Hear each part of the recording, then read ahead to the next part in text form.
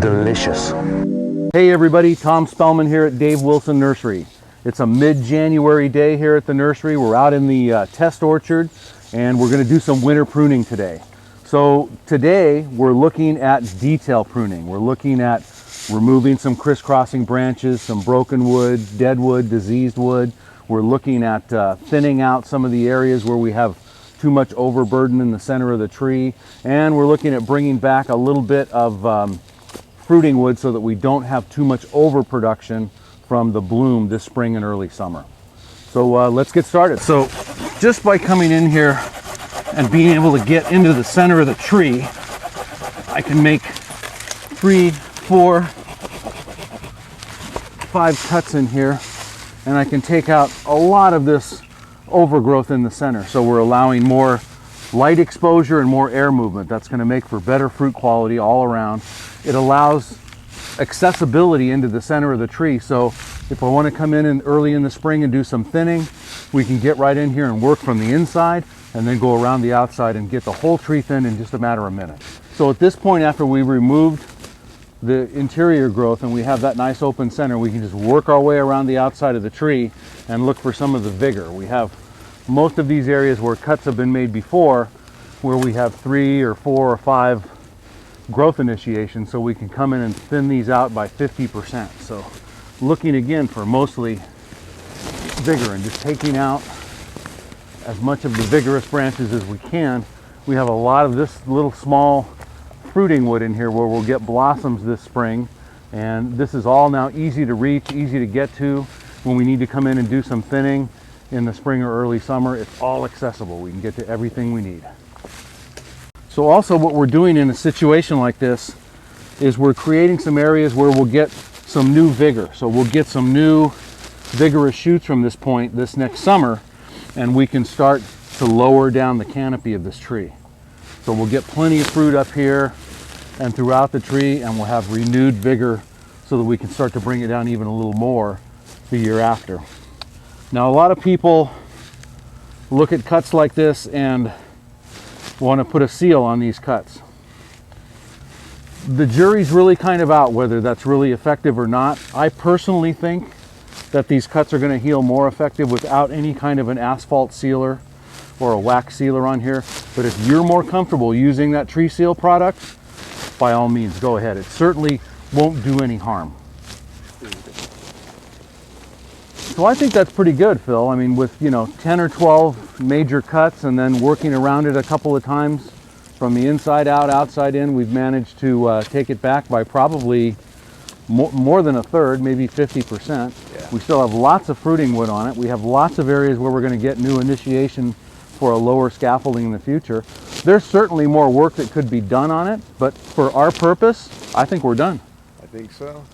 We can all, and the nice thing about pruning a tree like this is it's never going to be finished. This is like an artist's canvas that'll never be signed. So we always have opportunity to come back in and look at it again and do more and more work as time goes on. Yeah, and I guess, if we think we made a bad cut, it'll grow back in and reshape itself. I've always said that if you make a cut and you think you shouldn't have made that cut, you're going to get regrowth from that point and you can reestablish that limb. Right. If you decide that I should have taken this branch out, it's one of those things where I might look at it and say, I'm going to get fruit off this for another couple years, and I can always make that corrective decision later. Yeah. So, there is no right and no wrong. It's just what works for your individual purpose and your individual trees. So this is our 5-in-1 Zager Pride Peach, and we had a couple of major issues with this tree last summer. It didn't get thinned early enough. We had a fairly major branch on the west side that was overloaded with fruit that fell off. We had to brace up a couple of the other branches, and I think there's just too much height in this tree right now. So we want to try and work this structure back down to something low and manageable. So I think the first thing we do is come in at about 5 feet or so and just start taking out some of these major branches so we can work this size back down. So I guess what we're dealing here, what everyone says is, my peach tree's gotten out of control. So what do? I mean, at a certain point, you just got to realize you're going to be sacrificing some fruit, maybe for a season, to get the thing back manageable, but they're still going to have fruit wood. So that's exactly what we're dealing with. Even though we're taking off some major branches, we've got lots of fruiting wood down here in the lower part of the structure, and in one season, we're going to regain manageability. And quite frankly, this tree had way too much fruit on it last year, and we didn't get to thin it on time. So this year, even if we don't thin it early, we're going to have still a manageable amount of fruit on it. Yeah. This tree's really going to respond well to this pruning right now. And it's a great tree. 5 peaches on one tree, all wonderful freestone, you know, nice large size Alberta type peaches. What more could you want? I mean, so what we're ending up with is kind of like what we always preach. And, you know, we got ourselves a 5-1 fruit bush here. Yep, I mean, this is for, you know, any homeowner. Well, I mean, this is still going to have 2 months worth of fruit on it, and they're going to be, you know, excellent quality. So, what do you think, Phil? We did enough damage. I like it. You know, I mean, again, you know, we could keep walking around and do more busy work or more detail work, but we don't really need to. You know, we're going to have a nice new restructured system on this tree when it grows out this next summer. We can probably take out a little bit more of this lower scrubbier wood at that time, but for now, we got ourselves a, you know, maximum 6-foot tree. Absolutely. So we're taking out this one real branch, not productive, in favor of this little guy. So I'm going to try to pull him back a little bit as you prune through. Be careful. You're doing good.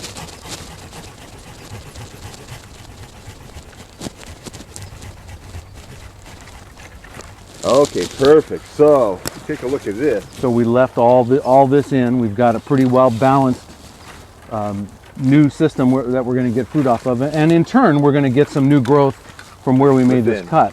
So after about a year's worth of production off of this will go in favor of the new growth that we develop right here. Right, then you kind of take a look at this branch we took out, and you can see how it's just all old wood, non-productive, it's not going to fruit, but we already started the recycling of the new wood in there. So. Or even if that did fruit, it's already up. We've already taken it back several times. It's up too high to begin with. So we're bringing fruiting structure down. There we go. Okay, Tom, so we've opened it up. Now you can really see we have all this new wood. Bring the tree back in, and it's going to fruit. There's plenty of fruit this year. You know, the nice thing about this variety too, this is Saturn double flowering peach. It's got a beautiful double pink flower on it, and then a midsummer big, you know, yellow freestone fruit. So all the thinning we need to do, all the fruit will be manageable. We got plenty of bloom wood to take advantage of the spring bloom, and then from out here we'll get our restructure. Yeah, we'll get next year's fruity wood, not this year. So exactly where we want to be at the tree. So, you know, if we hadn't been as dramatic on the rest of the form, I would certainly take out this center growth. But again, this is another example. We're going to get the bloom show, we're going to get the fruit, and this is wood that we can take out in a year. Right. So in the meantime, we'll act as a little need to do that. protecting against the sunburn. Yeah, sunburn. Absolutely. So I think we can walk away from this one. All right. So here's another example of somebody that needs some corrective work. This is our flavor finale Pluot. It's we've been getting a great fruit set off of it. So we've had a little more growth in here than we would really like to see. So here's a broken branch where we had too much fruit. There's a lot of growth in here growing into the center. So if we make just a few major cuts on this tree, maybe 5-6 major cuts, we're gonna eliminate most of that growth in toward the center, open it up for light exposure and air movement, and the tree is going to be in great shape for this coming spring when it blooms. So when we do our talks, we always say, you know, summertime, keep the size down. Right. Wintertime is technical pruning. We tell people, make sure that you open up the center. So I think that, you know, most home orchardists would see this and they understand that this branch right here is in the center and it's causing problems. Right. So they might be apt to come in at this point, take it out thinking, okay, well, I got this crossing branch. What would you do? Well, that would be a proper cut. That would be perfectly acceptable cut. But for my purpose, I would come in down here and take this whole branch out. I think I Okay. would take this one out as well. Okay. Just those two cuts right there are going to open up 2/3 of the center for us. You're just saying come in and just with Yeah, one prune job. let's come in and make You're a gonna be more couple of drastic efficient. cuts. And it's not like we have a shortage of fruiting wood on this No. tree. This tree's loaded with little spurs, and it's going to give us plenty of fruit. If we took out 75% of this tree right now, we're still going to get plenty of fruit on it this next spring. And then we'll probably get bigger fruit because Bigger, better it'll be quality much fruit. easier to thin. Absolutely. As you notice, when I'm making these cuts, I'm not cutting right up to the branch. I'm leaving a 1/4 of an inch, 5/16 of an inch, just leaving a little bit of extra space in here so that these wounds can heal up and they won't heal back down and decompose into the branch itself. See, this is the kind of pruning that I really enjoy, Phil, where 3 or 4 or 5 cuts can really make a major difference in what the interior or the structure of that tree looks like. You can just change the overall appearance, the ability for the tree to move air and light exposure, and just makes it so much better with just a few cuts. Right. So what at first looked like it was an hour worth of pruning, we're going to do in 5 minutes. Absolutely. Just by making those bases. And I think that's kind of the purpose today. I mean, when we look at everything that we're doing, we really haven't spent any more than 5 minutes on any tree that we've done. Right.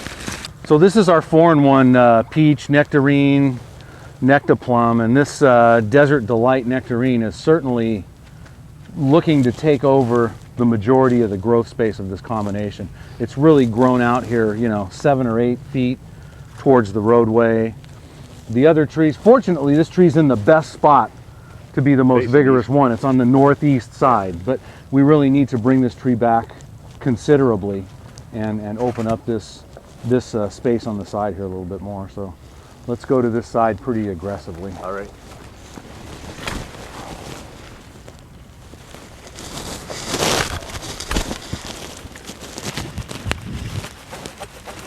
Another thing that people want to consider that are doing summer pruning, varieties like this are your indicator varieties. They're the early bloomers.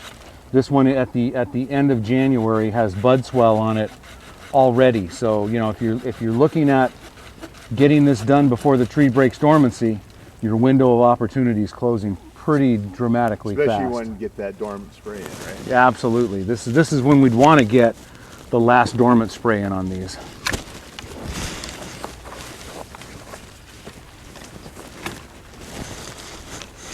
Tom's stepping back and taking a look.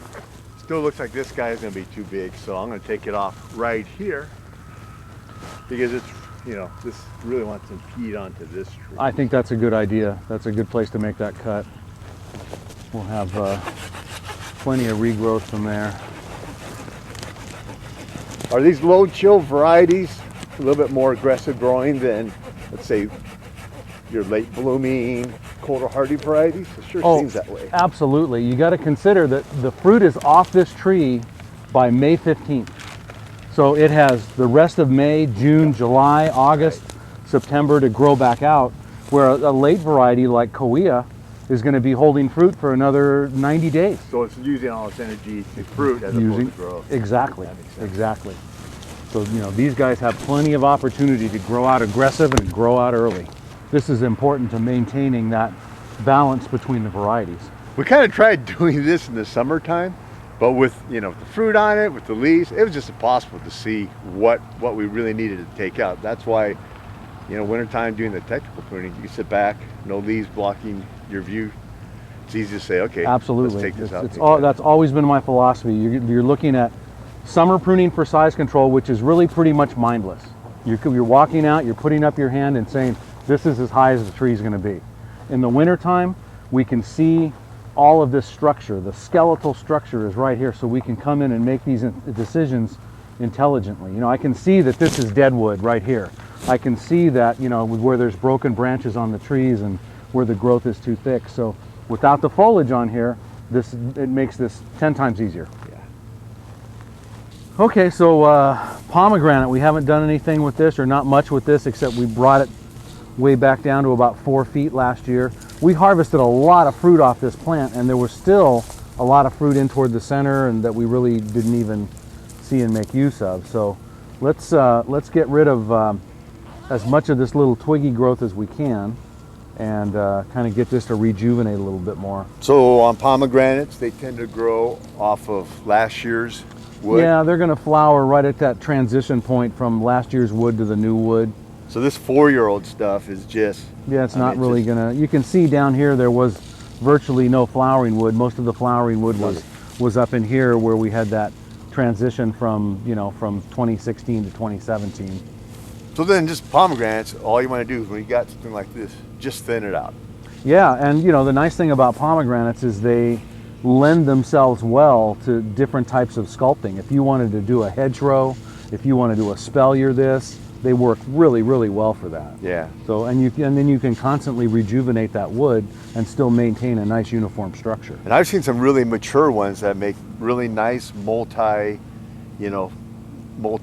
trees. Oh, absolutely. So it's nice little. This already has an initiation for that. I think we'll make this one pretty major cut. What is your suggestion on this old fruit? I mean, we can see it's got mold on it. Leave it, clean it. You know, Phil, in general, I'm an advocate for getting rid of this old fruit. When you look at the blue mold in here, and when you look at if there's any, you know, insect activity that's still overwintering in here, to leave this on the ground, you're just going to get resurgence of that as soon as the tree breaks dormancy. So the next population of that insect or the fungus. Right, you're reproducing your own problem. Okay. So I'm a big advocate of cleaning up this old fruit, getting the mummies off the tree, getting the old fruit off the ground. If you have a codling moth issue or something like that, you're gonna eliminate 90% of the reinoculum by. So let's say this was an apple, right? And you had codling moth problems all last year, and you just let the fruit drop. It's sitting right there. The next stage of the codling moth is actually sitting down below. So even if you put traps and all that, you're just going to have an enormous population. So clean it up. Yeah, get it off the ground. Put it in the garbage. Get it off the property. Don't put it in your mulch pile or you know, leave it there. Put it in the garbage and get it off the property. Okay.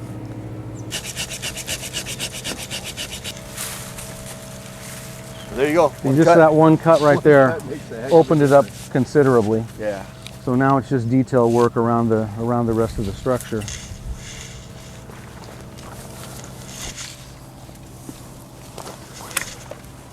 Literally 2 minutes of work. Yep. I mean, this was really, when I first looked at it, it was pretty daunting. It looked like a disaster, yeah. In less than 2 minutes, it's back into control. It looks like what it should. So in parting on this video, Phil and I spent about an hour out here. We pruned 9 or 10 trees. We brought things back into a balance. We did all of our detail work for the winter. So we're basically ready for the season. We're ready for blooms and fruit set for the next summer. Now, if you're not into pruning, there's always options. Here's a genetic dwarf 2-in-1. It's Honey Babe Peach and Nectar-Z Nectarine, and this tree is 7 years old. So it hasn't had much pruning over the years, a little bit of thinning on it, but we get a good set of peaches and a good set of nectarines on it every year. And you could do this, you know, if you're 5'2", you could do this with a little pair of Felco clippers and never have to get on a ladder or a box or anything to pick a fruit or make a cut. So things like this are always an option.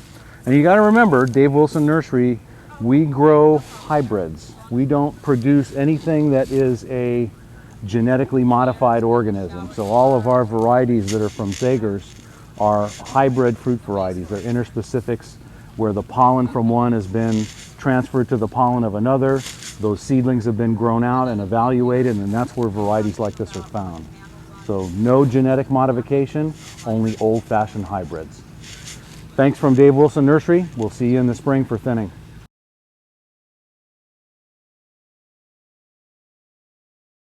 What kind of saw are you using there, Tom? This is a Felco 600.